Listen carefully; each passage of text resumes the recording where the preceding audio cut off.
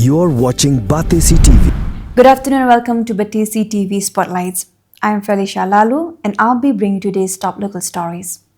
The drastic drop in broomstick prices in these recent days has prompted several MLAs to discuss this issue in the State Legislative Assembly.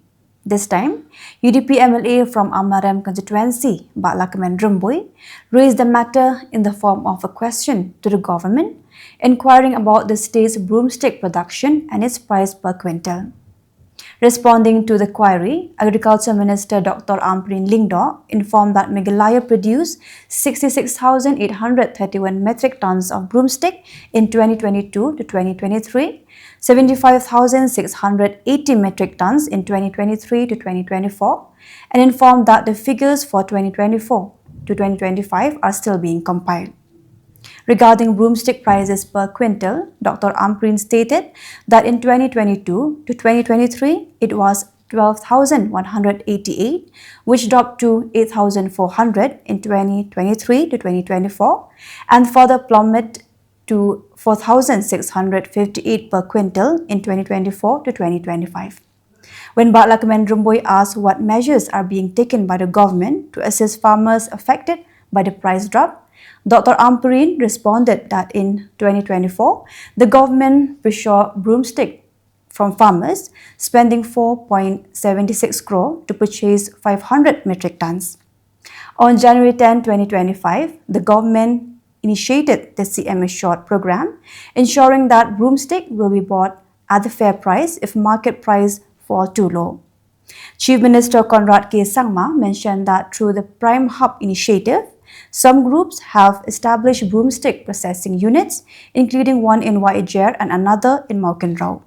These units will purchase broomstick from farmers at competitive prices based on their processing capabilities.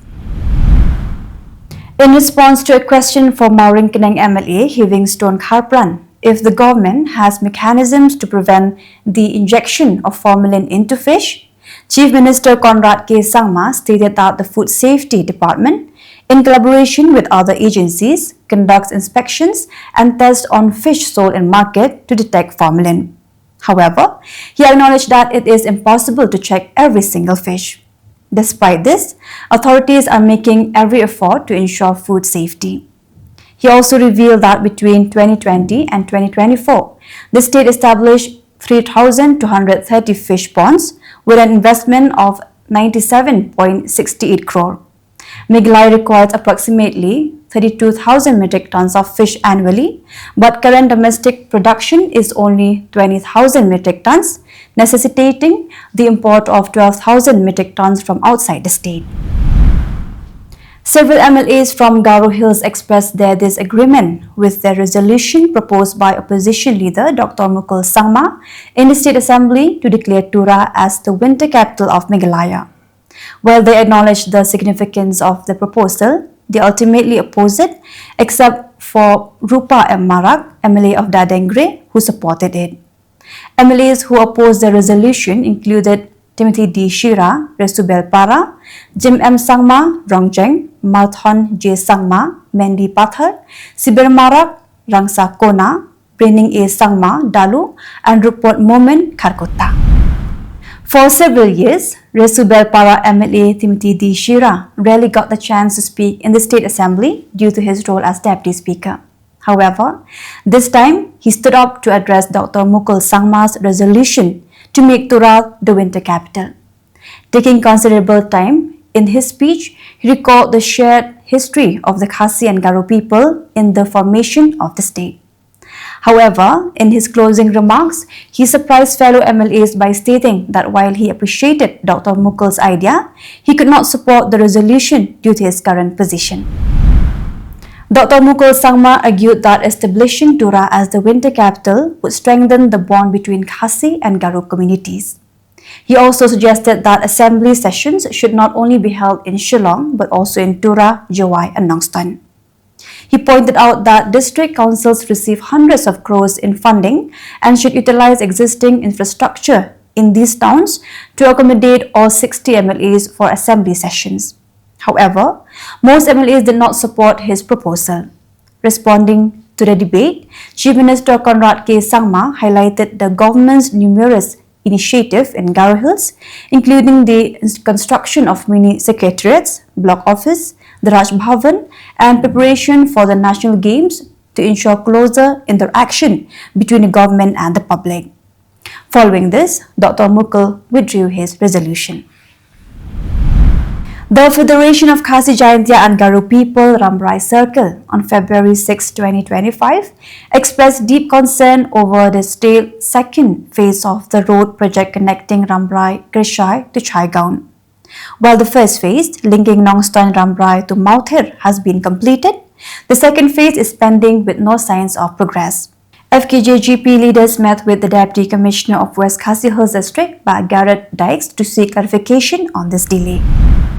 Northeastern Hills University students, led by the Nihu Students Union and the Khasi Student Union Nihu Unit, staged another protest against Vice-Chancellor Professor P.S. Shukla's return to the campus. Upon learning of his imminent return, students locked all university gates except one and even sealed his office.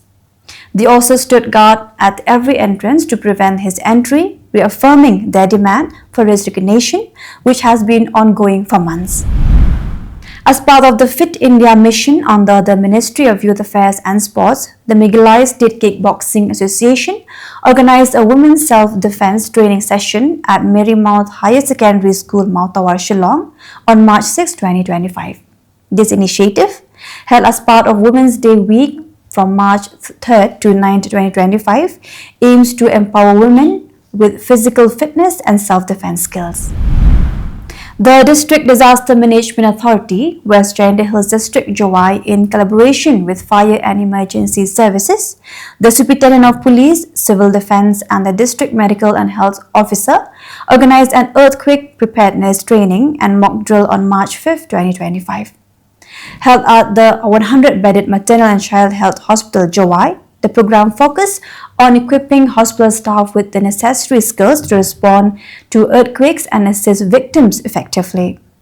District Disaster Management Officer Dari Lingdo emphasized the importance of such training to enhance emergency preparedness. And that wraps up today's edition of Spotlight on Batesi TV. Thank you for joining us. Stay tuned for more updates, and until next time, wishing you a wonderful day.